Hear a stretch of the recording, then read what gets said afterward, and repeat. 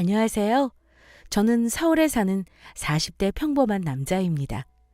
친구 추천으로 이 채널을 알게 되었고, 들으면 들을수록 신기하고 놀라운 사연들이 많아서 즐겨 듣고 있어요. 그런데 이번에는 제가 용기 내서 사연을 적어보려고 합니다.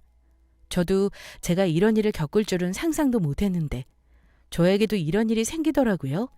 일단 저는 아내와 1년 별거하다가 결국 작년에 이혼하게 되었습니다. 이혼이라는 말만 들어도 가슴이 두근거리고 속상했는데 이제는 아무렇지도 않네요. 정말 이혼하는 과정도 지긋지긋하고 짜증났지만 딸아이를 위해서는 꼭 해야 하는 일이었습니다. 현재 저는 싱글 아빠가 되었지만 후회하지 않습니다. 평생 믿었던 사람에게 배신당하는 기분은 말도 표현할 수 없을 정도의 고통이었거든요. 그럼 아내와 저의 지긋지긋한 이혼 스토리 한번 들어보시겠어요? 일단 저는 꽤 이름 있는 가구 매장 서울 본사에서 일하고 있습니다. 맞춤 가구 제작이라 처음부터 끝까지 책임지고 만들어주는 총괄 매니저 일을 하고 있어요. 이 일을 한 지는 이제 10년 차가 넘어가고 있습니다. 다행히 어렸을 때부터 줄곧 꿈이었고 가구를 만들고 조립하는 것에 흥미를 느꼈기 때문에 일이 아니라 취미 생활을 하듯이 돈을 벌고 있어요. 게다가 회사 직장 동료들과도 마음이 잘 통해서 즐겁게 일하고 있습니다. 게다가 직장 동료들과 부부 동반으로 가끔 만나서 놀러 다니기도 합니다. 친구들은 회사 동료들과 어떻게 그렇게 지낼 수 있냐고 묻지만 저는 자연스러웠어요. 사회에서 이런 친구들을 사귈 수 있음에 감사하게 생각하고 지냈습니다. 아내는 아이를 낳기 전에는 회사를 다니다가 딸아이가 태어나고 난 뒤 그만두었어요. 아이를 낳고 살짝 산후 우울증이 있었는데 이제는 말끔히 해결되었습니다. 아무튼 아이 낳고 아무 문제 없이 평범하게 지냈어요. 그러다 딸아이가 초등학교에 입학하고 나서 아내가 조금씩 이상해졌습니다. 좀 늦바람이 들었다고나 할까요? 밖으로 나가는 일도 많아졌고 그때쯤 친구와 약속도 늘어났습니다. 여보, 나 오늘 좀 늦을 거야? 반찬은 안에 넣어놨으니까 국이랑 데워 먹어? 알았어. 그럼 연지 이따 학원 끝나기 전에는 올 거지? 그때는 당신이 있잖아.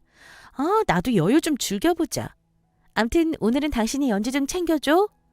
엊그제도 나갔잖아. 그리고 연지 내일 소풍이야. 연지 당신이 싼 김밥만 먹잖아. 몰라? 암튼 코로나도 있고 하니까 적당히 하고 들어와. 짜증나. 몰라. 일단 다시 전화할게. 하루 이틀 취미 생활? 이해할 수 있죠. 그런데 아내는 정도가 지나쳤습니다. 서예, 요가, 꽃꽂이, 독서 토론 모임까지 여러 가지 동호회를 나갔거든요. 어떨 때는 저보다 더 바쁠 때가 있었습니다. 워낙 활동적인 사람이라 결혼 전에는 그 당당한 모습이 끌렸는데 점점 책임감 없는 모습으로 보일 때가 있었죠. 특히 약속을 안 지키는 모습을 보일 때마다 한숨이 나왔습니다. 하지만 딸아이의 엄마이자 아내였기 때문에 좋아질 거라고 믿고 기다려주었죠. 그런데 하루는 딸아이 연지가 감기 기운이 있어서 학교에 가지 못한 적이 있었습니다. 그래서 아내에게 아침부터 신신당부하고 출근을 했죠. 여보, 오늘 연지 아프니까 오늘 하루는 집에 꼭 있어. 알겠지? 알았어. 잔소리. 그런데 결국 그날도 아내는 저녁 요가 수업에 다녀오겠다고 하면서 일방적인 통보 문자를 보냈고 저의 퇴근 시간에 맞춰 또 집을 나갔습니다. 일부러 제가 퇴근하는 시간에 맞춰 나가는 사람처럼 보였어요. 가끔은 그런 생각도 했습니다. 왜 나랑 결혼한 거지? 하는 생각 말입니다. 여보, 나왔어. 아빠. 연지야, 엄마 언제 나갔어? 응, 모르겠는데. 나 잠깐 약 먹고 잤어. 그랬구나. 밥은 먹었어? 아니, 아이가 아프니까 옆에서 챙겨주라고 그렇게 이야기를 하고 나갔는데 결국 그날도 저와의 약속은 물거품이 되었죠. 항상 이런 문제로 싸우고 화해하고 또 아내는 일방적으로 미안하다고 사과하는 패턴이었습니다. 물론 아이가 잠을 자고 있었고 또 제가 퇴근하는 시간이라 나갔을 수도 있습니다. 하지만 그날만큼은 딸아이를 옆에서 지켜주었으면 했거든요. 또 제가 회사에 급한 일이 있으면 아이가 혼자 남는 건데 정말 큰일 날 뻔했습니다. 약속을 안 지킨 아내에게 실망스러웠죠. 아니, 화가 머리끝까지 났습니다. 당신, 오늘은 일부러 내가 나가지 말아달라고 부탁했잖아. 지금 벌써 몇 시야? 아이가 아픈데 밥이라도 차려두고 나가지. 참나, 내가 무슨 밥 차려주는 기계야? 그리고 연지 자고 있길래 나왔어. 나를 너무 나쁜 엄마로 만들지 마. 어차피 당신 왔잖아. 그럼 됐지? 그래서 미리 문자도 했고. 뭐? 당신이 엄마야? 아이가 아프잖아. 상식적으로 자다 깨서 일어나는데 아무도 없으면 얼마나 무섭겠냐고. 왜 도대체 엄마답게 생각을 못해? 연재 어리잖아, 어? 그리고 오늘은 아침부터 내가 부탁했잖아. 약속을 어겨서 그것 때문에 화가 나는 거라고. 모르겠어? 응, 모르겠어. 아, 몰라. 남자가 왜 이렇게 잔소리가 많아? 아, 지겨워. 결국엔 아무 일도 없었잖아. 연지가 그래서 어디 다쳤어? 당신이 그래서 집에 안 왔어? 내가 뭐 새벽에 들어왔어? 이제 9시야. 아, 그만하자. 나도 지쳐. 아내와 저와의 관계는 이상하게 삐그덕삐그덕 거리고 있었습니다. 그리고 확실히 아내는 사소한 말로 저에게 상처를 주고 있었어요. 제가 회사에서 과장을 달았을 때만 해도 아내는 무척 좋아했습니다.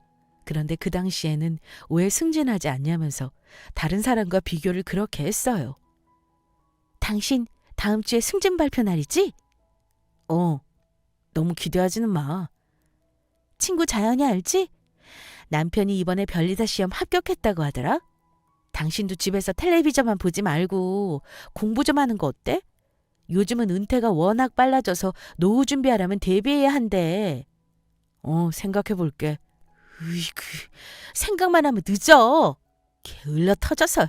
암튼 이번에도 승진 안 되면 큰일 나. 그러니까 회사 사람들한테 아부 좀 떨고 그래. 다 그런 게 남는 거야. 내가 알아서 할게. 뭘 알아서 해? 알아서 해서 여태 만년 과장이냐? 꼭 그렇게 말해야겠어? 그만해. 잘난 척 좀 하지 마. 참나, 왜 저래? 아내는 꼭 자기 유리한 쪽으로 이야기를 이끌고 상대방을 짓눌러야만 직성에 풀리는 듯 했습니다. 정말 말투가 마음에 안 들었어요. 하지만 가끔 그렇게 싸우다가도 좋을 때는 좋았습니다. 부부싸움은 칼로 물베기라고 생각하며 살았어요.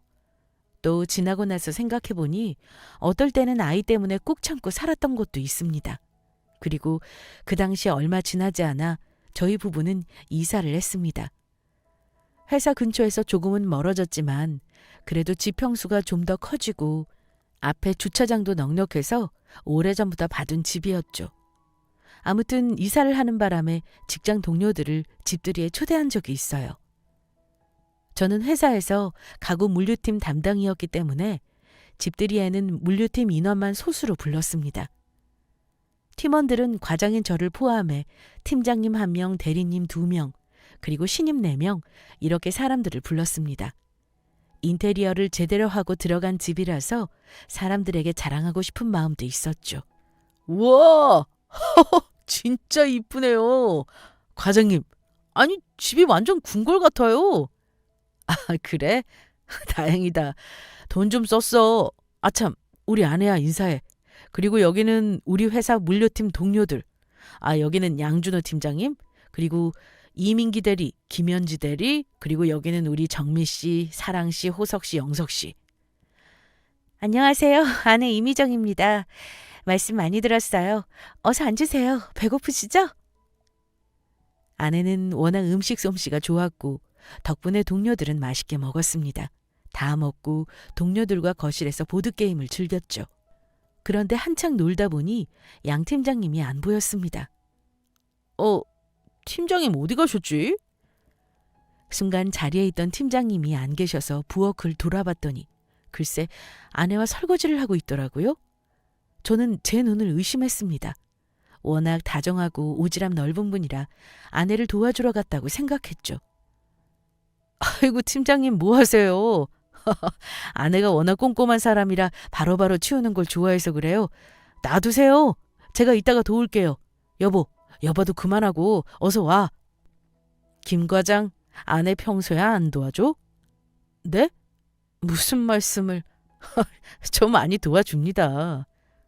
어머, 이인은 퇴근하고 들어오면 자기 방에 쏙 들어가서 게임하기 바빠요. 당신 지금 팀장님 앞이라고 거짓말하는 거야? 팀장님처럼 이렇게 아내 잘 도와주는 남편이 있으면 얼마나 좋을까?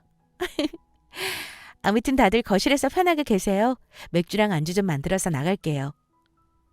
물론 아내가 농담으로 한 말이겠지만 기분이 순간 나쁘더라고요. 비교하는 것 같았습니다. 그리고 팀장님도 좀 그날따라 오버한다는 생각을 속으로 했습니다. 그리고 그날 집들이는 그렇게 마무리되었죠.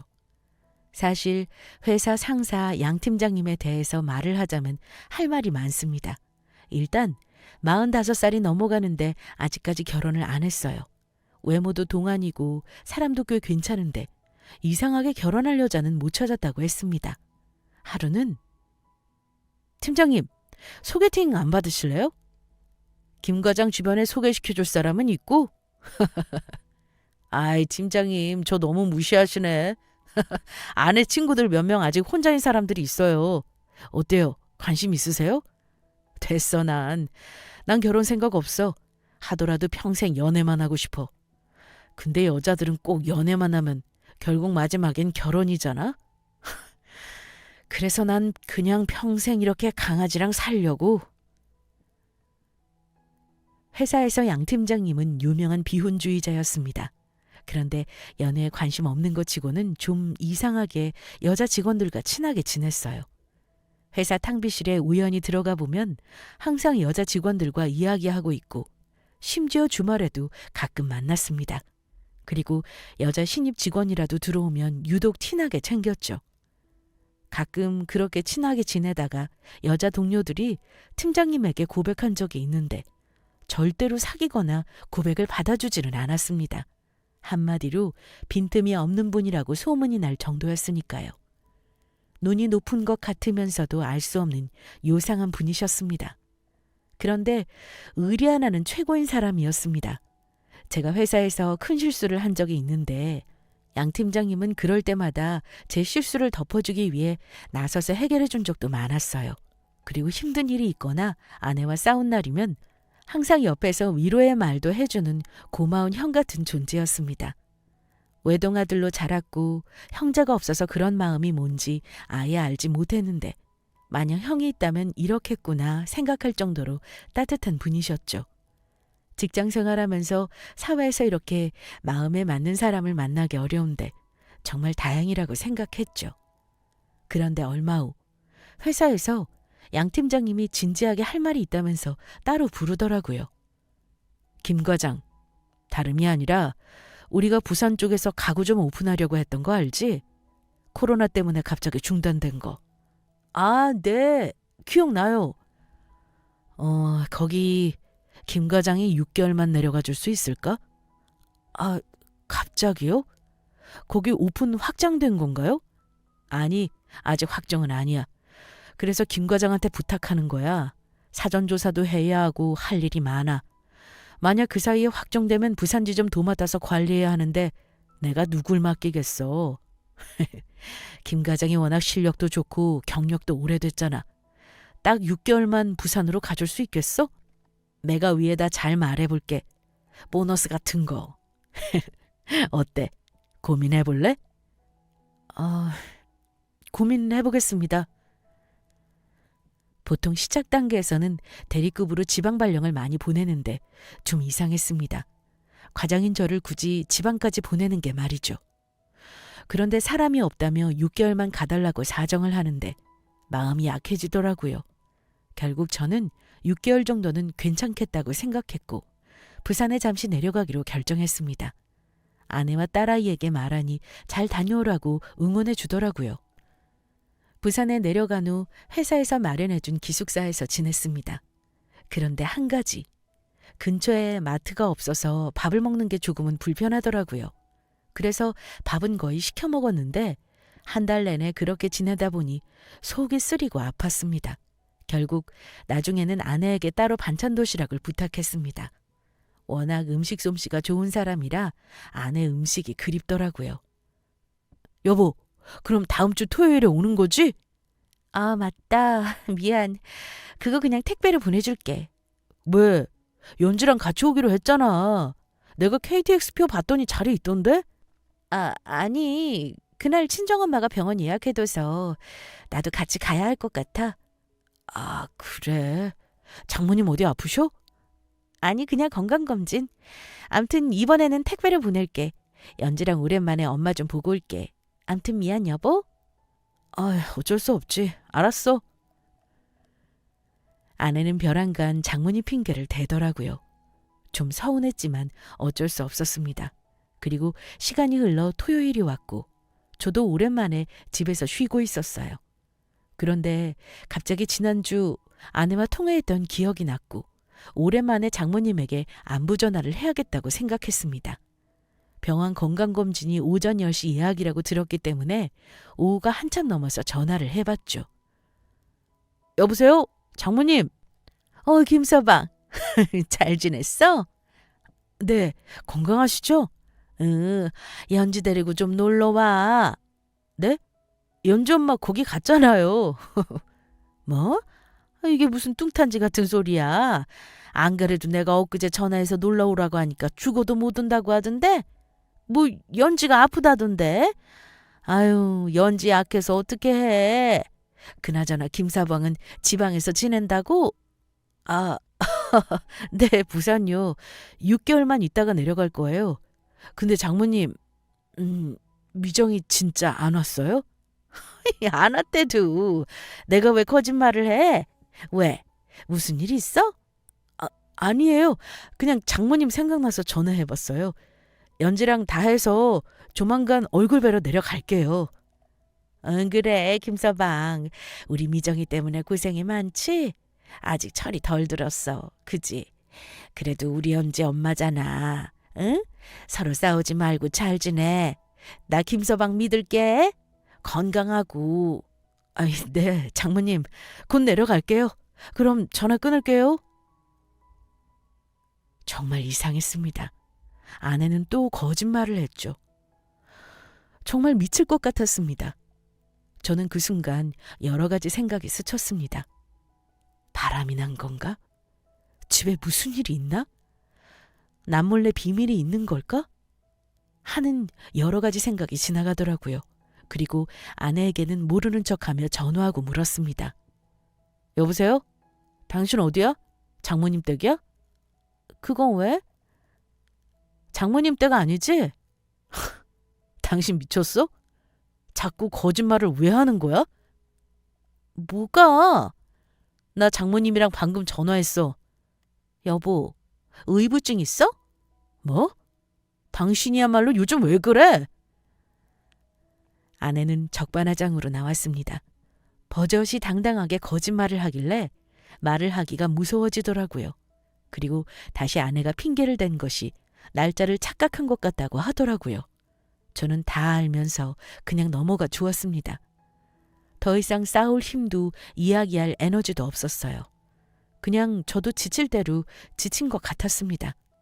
그때 처음으로 잘못 살고 있다라는 생각이 들었어요. 왜냐하면 싸우는 것도 서로 감정이 있고 관심이 있을 때 가능한 것인데 저희 부부에게는 그런 것조차 사치라는 생각이 들었거든요. 하지만 딸 연지의 엄마이자 제 아내이기 때문에 끝까지 저는 아내를 이해하려고 했어요. 또 무엇보다 믿으려고 했습니다. 믿음 없는 결혼은 절대 용납할 수 없으니까요. 사실 아내는 몇 년 전 우울증이 와서 힘들어했던 적이 있습니다. 마침 그 생각이 나더라고요. 또 제가 지방에 내려가 있으니 나름 아내도 혼자 육아하느라 힘들겠다는 생각도 들었습니다. 그래서 아내의 생일을 맞아 아내한테 연락도 안 하고 집에 올라온 적이 있어요. 마침 딸 연지랑 밖에 나갔다가 들어온다고 하길래 그렇게 믿었습니다. 그리고 신발까지 숨기고 집에 몰래 숨어 있었죠. 이런 서프라이즈 이벤트는 처음이라 괜히 긴장되고 떨리더라고요. 아내가 좋아하는 케이크랑 꽃다발도 준비했습니다. 그렇게 10분 넘게 안방에 숨어 있었죠. 그리고 이내 곧 아내가 들어왔습니다. 그런데 내일이죠, 생일? 아, 네네. 기억하네요. 당연하죠. 우리 사귄 지 이제 6개월 막 넘어가는데 처음으로 이렇게 중요한 날을 잊어버리면 안 되죠? 하긴. 맞네요. 준호 씨는 생일 겨울이죠? 저는 귀를 의심했습니다. 분명히 아내와 함께 들어온 그 사람은 직장 상사, 회사 양준호 팀장이었거든요. 순간 머리털이 쭈뼛 섰습니다. 저는 손이 벌벌 떨렸지만 끝까지 그들의 대화를 엿들었죠. 근데 재훈이는 오늘 안 오죠? 그럼 나 여기서 늦게까지 있다가 가도 돼요? 남편요? 네. 제 생일인데 못 온다고 하더라고요. 근데 처음에는 서운했거든요. 근데 그만큼 준호 씨랑 더 같이 있을 수 있으니까 더 좋겠더라고요. 잘 됐죠 뭐. 이렇게 도와주네요? 그렇네요. 근데 이제야 말하는데 제가 일부러 재훈이 부산 보낸 거 알아요? 제가 미정 씨랑 있으려고 머리를 좀 썼답니다. 어머, 진짜요? 남편이 그런 이야기는 안 하던데. 몰랐네요. 왜요? 진짜 몰라서 그런 거예요? 미정 씨랑 같이 시간 보내려고 그랬죠. 마음 편히 있고 싶은데 항상 눈치 봤잖아요. 미정 씨가 저녁에 나와도 아이 때문에 남편 때문에 항상 일찍 들어간다고 해서 얼마나 서운했는데 알아요? 귀여워. 그랬어요? 근데 그거 알아요? 난 여기 여관이라고 생각해요. 물론 우리 딸은 내 가족이지만 남편은 그냥 남보듯 그렇게 살아요. 저희 그리고 각방 써요. 몰랐죠? 그래요? 암튼 미정 씨, 난 우리가 나쁜 짓 한다고 생각 안 해요. 재훈이에게도 미안하지만 어쩌겠어요, 미정 씨가 이렇게 좋은데. 그래서 제 생각에는 일단 6개월이라고 김 과장한테 말은 해뒀는데 아예 부산 그쪽으로 발령을 보낼까도 생각 중이에요. 괜찮겠어요? 딸 연지가 아빠를 좀 보고 싶어 하기는 한데 뭐 좋아요. 근데 이렇게 연애하는 것도 꽤 스릴 있네요. 근데 준호 씨, 회사에서는 절대 티내면 안 돼요. 알죠? 당연하죠. 그리고 우리가 막말로 나쁜 짓 했나요? 밥 먹고 영화 보고 같이 술 마시면서 서로 인생 사는 이야기하고 그런 게 남자친구 여자친구잖아요. 너무 걱정하지 말아요. 요즘 너무 행복해요. 남편 없이 준호 씨랑 마음 편히 놀 수 있어서. 저도 마찬가지예요. 고마워요. 참, 식당 예약했는데 늦겠어요. 미정 씨 생일이라서 좋은 곳으로 예약했어요. 어서 가요. 진짜요? 좋아요. 저는 두 눈으로 그들의 미친 짓을 목격했습니다. 서로 좋아서 안달이 났더라고요. 어디서부터 어떻게 시작된 인연인지 모르겠으나 아내와 양 팀장은 서로 사귄 지 6개월이나 된 사이였습니다. 서로가 이름으로 호칭을 부르고 있더라고요. 심지어 양 팀장은 저를 일부러 부산으로 보냈던 것이라는 사실도 알게 되었습니다. 정말 직장 상사로서 믿고 의지했던 형 같은 사람이었는데 망치로 얻어맞은 거죠. 화가 나서 도저히 참을 수가 없었습니다. 사실 그 현장을 바로잡아서 양 팀장을 주먹으로 날리고 피를 보게 하고 싶었지만 일부러 참았어요. 아무튼 그들이 시끄럽게 집 밖을 나가길래 저도 몇 분 후 집에 왔었다는 증거를 지우고 몰래 빠져나갔습니다. 저는 다시 부산으로 내려가면서 많은 생각을 했어요. 아무것도 모르는 척 연신 거짓말을 하는 아내와 더 이상 살고 싶지 않았습니다. 특히 아내 생일이라 케이크랑 꽃다발까지 준비했는데 무용지물이 되어버렸죠. 저는 그 순간 이 여자와 이혼해야겠다라고 확실하게 다짐했어요. 평소 이혼하고 싶다는 생각을 가끔 한 적이 있었는데 이렇게 금방 마음이 확신이 들 줄은 저도 몰랐습니다. 정이 떨어져서 또 더러워서 도저히 못 살겠더라고요. 직장 상사, 그것도 양 팀장과 연애를 하다니 정말 마음이 부글부글 끓어올라왔습니다. 그리고 그날은 무방비 상태로 당했기 때문에 다음번에 확실한 물증을 잡아야겠다고 생각했죠. 딸 연재에게 미안하지만 일부러 연재는 근처 친구에게 잠시 맡기고 아내를 혼자 있게 했죠. 한마디로 자유시간을 주었습니다. 여보세요? 여보, 오늘은 마음 편히 놀아. 아니, 웬일이야? 안 그래도 방금 연지 민정이 엄마가 데리고 가셨어. 오늘은 나 당신 카드 써도 돼? 나 자유시간 맞아? 그래, 당연하지. 친구들 불러서 간만에 집에서 놀아도 좋고 파자마 파티? 그런 거 많이 하더라.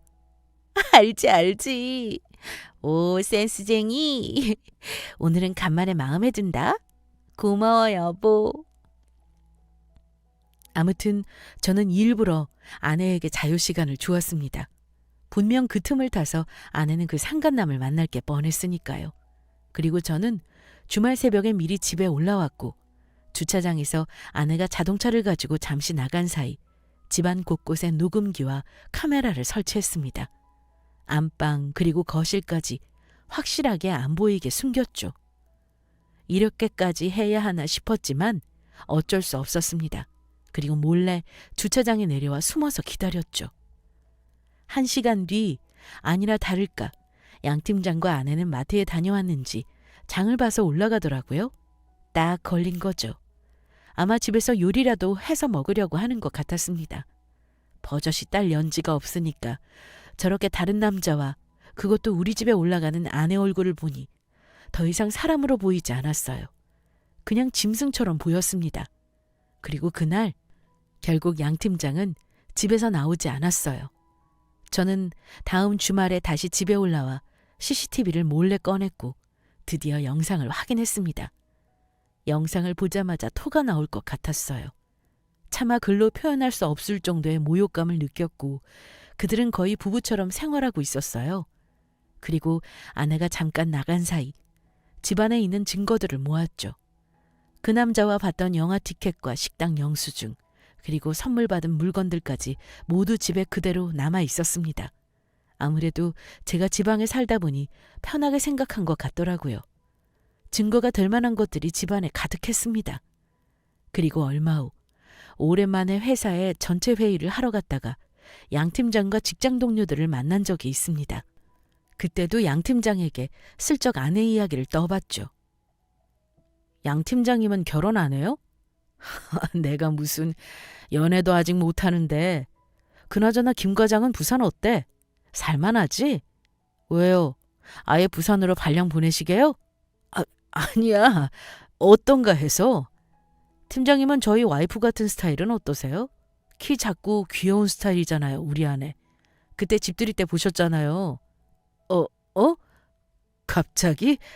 내가 김 과장 아내를 생각할 이유가 있어? 귀엽지. 이쁘시지. 그때 보니까 음식도 잘하시고 결혼 잘했더라. 그러게요. 저는요, 결혼을 정말 잘한 것 같아요. 아내가 저만 바라보거든요. 그래. 그러니까 있을 때 잘해. 정말 좋은 분가더라.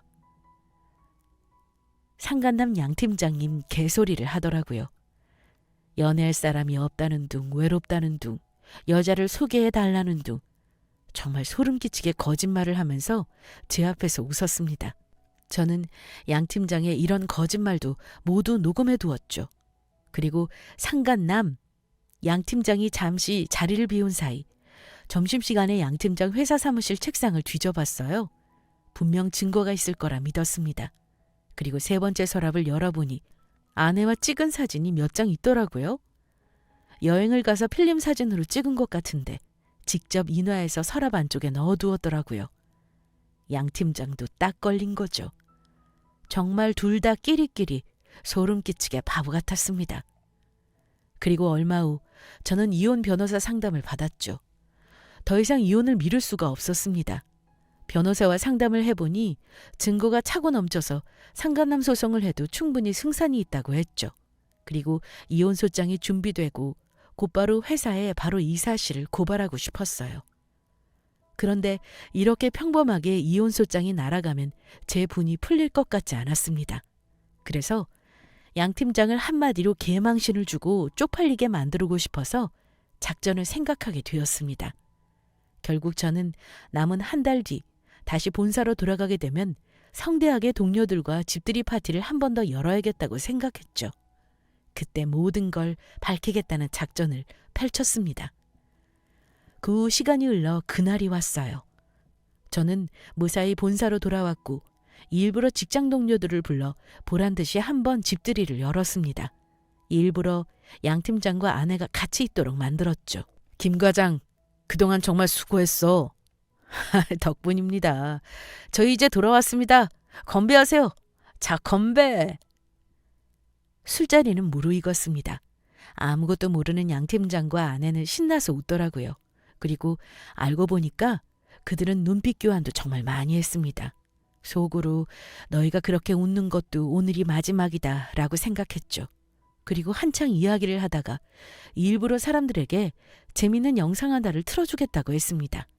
자, 그럼 이쯤에서 재밌는 걸 하나 보여드릴게요. 재밌는 거? 뭐야, 김 과장 결혼식 영상? 그거랑 비교도 안 되죠. 지금 여기서 보고 집에 가서 또 보시라고 핸드폰에도 이따가 전송해드릴게요. 아주 배꼽을 잡을 거예요. 널리 영상을 친구들에게 뿌려주세요. 오, 뭔데 그래? 저는 사람들의 기대감을 부풀게 만들었습니다. 양 팀장은 자기가 바람피는 영상에 나올 줄은 상상도 못하는지 바람처럼 들떠서 이야기하더라고요. 그리고 이윽고 며칠 전부터 밤새 준비한 바람 증거 영상들이 사람들 앞에 공개되었습니다. 둘이 이 거실에서 이야기하는 장면부터 같이 팔짱을 끼고 수다 떠는 것, 심지어 같이 데이트하는 사진들까지 빠짐없이 낱낱이 공개했죠. 사람들은 웅성웅성 떠들기 시작했습니다. 저거 형수님 아니야? 잠깐, 그 옆에 남자 양 팀장님 아니야? 내가 지금 잘못 보는 건가? 여러분, 추잡한 영상 잘 보셨나요?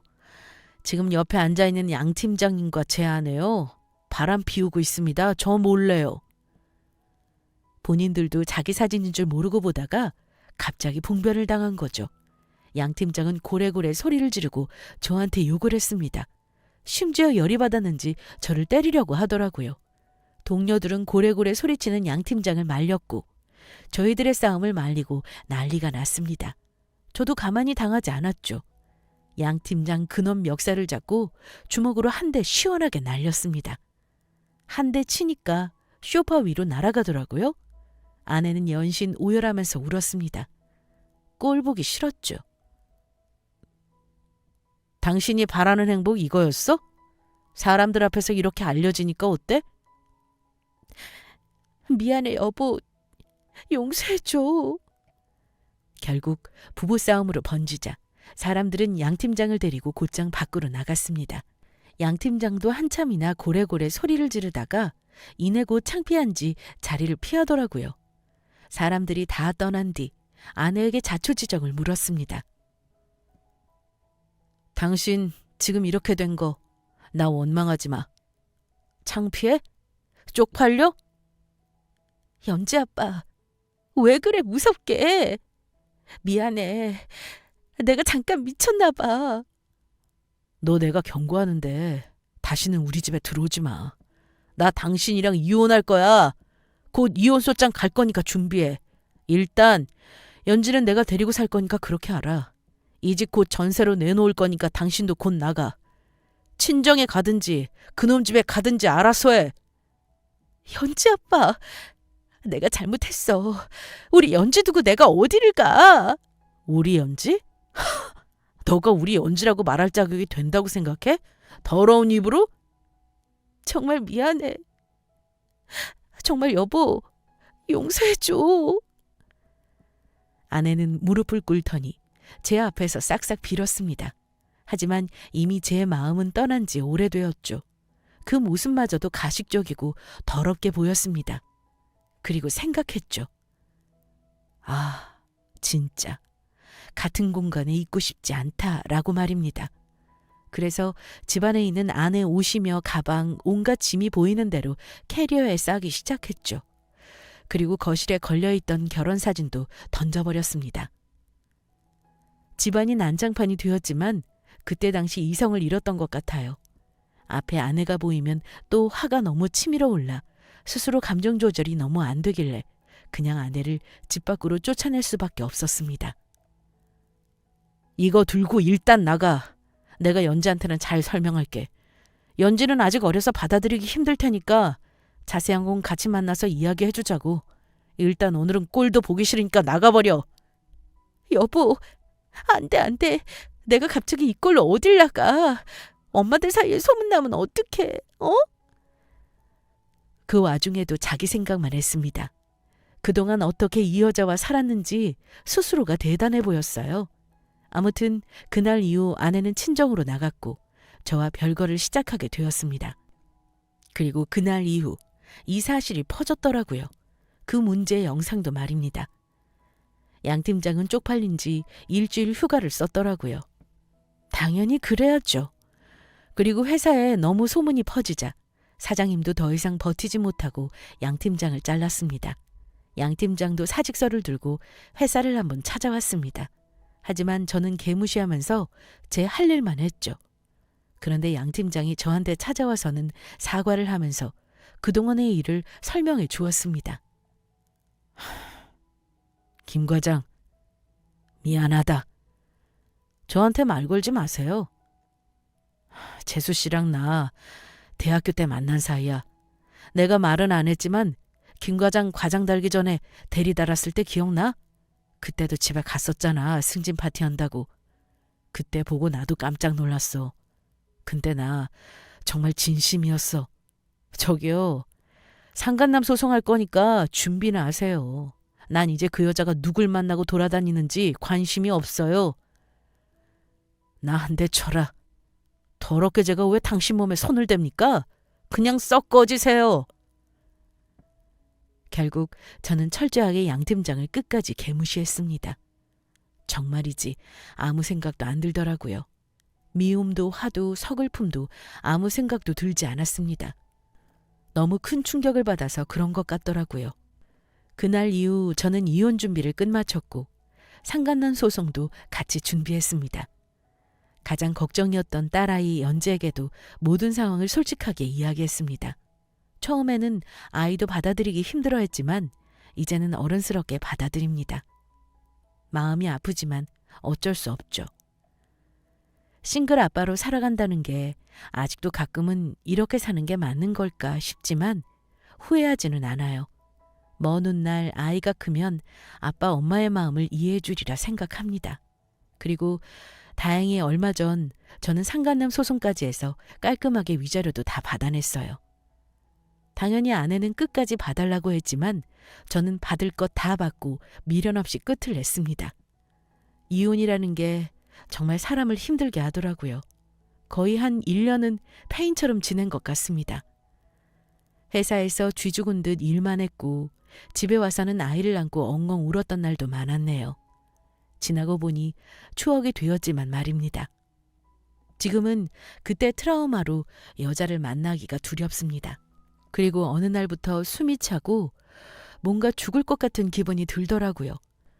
한 달이 넘게 그 상태가 지속되길래 병원에 찾아갔더니 트라우마로 인한 공황장애라고 했습니다. 연예인들이 가끔 걸린다는 공황장애에 제가 걸렸더라고요. 정말 충격이었습니다. 딸아이 연지를 위해서라도 이렇게 살면 안 되겠다고 생각했고 요즘에는 운동도 하고 등산도 하면서 다시 이겨내려고 노력 중입니다. 나중에 소문으로 듣기론 전 아내는 상간남 양 팀장이라는 사람과 헤어졌다고 들었습니다.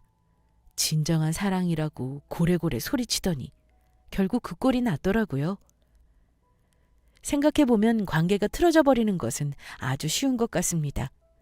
당연하다고 생각하는 순간 그 사람을 그 정도로만 관계를 만들 수밖에 없으니까요. 인간관계에서 가장 중요한 건 익숙한 것에 속지 않고 감사하게 생각하는 것 아닐까 싶습니다. 어쩌면 사소한 말 한마디 때문에 서로가 오해가 생겨 모든 걸 잃어버릴 수 있으니까요. 저는 아내와 신뢰가 깨졌습니다. 물론 바람이라는 엄청난 행동 때문에 이혼했지만 가끔 생각해보면 평소에 더 서운했던 게 많았던 것 같아요. 점점 서로를 바라보는 눈빛과 말투, 행동 모든 것들이 서서히 희미해져 갈 때마다 저는 느꼈습니다. 사랑 없이 산다는 것을요. 때로는 아무 이유 없이 서서히 멀어지게 돼버리는 경우가 있지 않나요? 여러분은 어떠신가요? 여러분 주변 사람들과 서서히 멀어지게 된 경우가 있다면 어느 한쪽에서 분명히 사소한 것들에 신경을 쓰지 않았을 것입니다. 저는 이제 모든 인간관계를 필사적으로 잡으려고 하지 않아요. 왜냐하면 그것도 상대에 대한 희생이 필요하기 때문입니다. 저와 아내의 인연은 딱 여기까지인 것 같다는 생각을 하니 마음이 편해지더라고요. 이제 남은 인생은 딸아이와 함께 행복하게 지내고 싶습니다. 여러분도 주변의 소중한 사람들과의 인연 잘 지켜나가세요. 그리고 후회 없는 사랑을 하시길 바랍니다. 그럼 지금까지 이야기 들어주셔서 감사합니다.